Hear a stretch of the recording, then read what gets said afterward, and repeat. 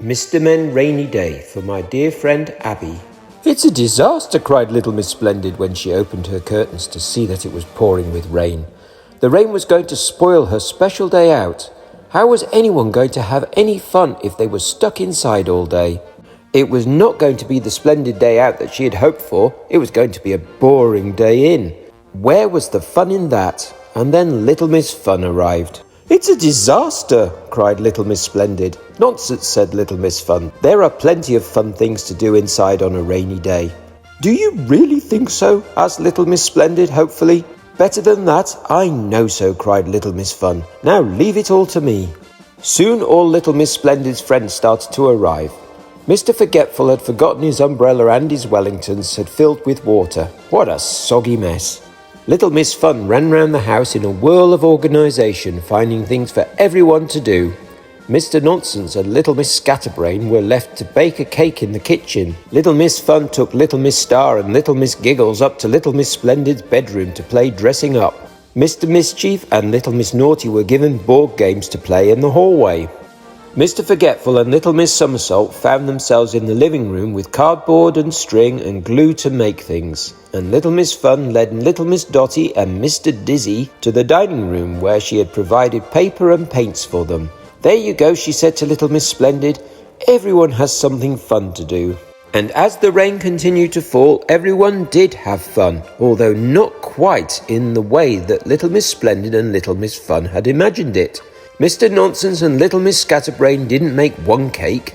They made lots and lots of cakes. Lots and lots of crazy, daft cakes. They made a banana and pea cake. Ooh. They made a lemon and sausage cake. Ugh. They made a strawberry and toothpaste cake. Whoa. And they even made a blueberry, chocolate, pickle and onion cake. Oh my word. None of which were at all nice to eat, but fantastic to look at.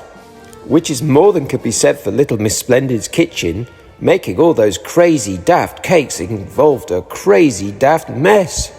"My beautiful kitchen," spluttered Little Miss Splendid. And then she heard cries of delight coming from the living room. She ran to see what was going on, but soon wished she hadn't. Mr. Forgetful and Little Miss Somersault had suspended her very expensive rug from a very valuable chandelier with string and were playing magic carpet rides. And they had glued her antique chairs together to make a ladder to reach their magic carpet. "My glorious rug!" screeched Little Miss Splendid. And then she heard screams of excitement coming from the hallway. Mr. Mischief and Little Miss Naughty had got bored of the board games and were now using the boards like sledges to slide down the stairs and across the hallway, crashing into all her precious vases as they went. Crash, crash, crash. "My precious vases!" gasped Little Miss Splendid. And then two fantastically dressed figures appeared at the top of the stairs wearing Little Miss Splendid's smartest hats all covered in feathers. Little Miss Giggles and Little Miss Star had been pillow fighting. And then the dining room door swung open to reveal Mr. Dizzy and Little Miss Dotty, who had decided to redecorate the walls.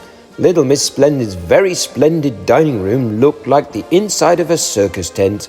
Poor Little Miss Splendid, but at least all her friends had had a good time, which just goes to show that there are lots of things you can do to have fun on a rainy day. But there are, of course, some things you can't do on a rainy day. Out in the middle of the garden, sitting in the rain, was Mr. Muddle, sunbathing.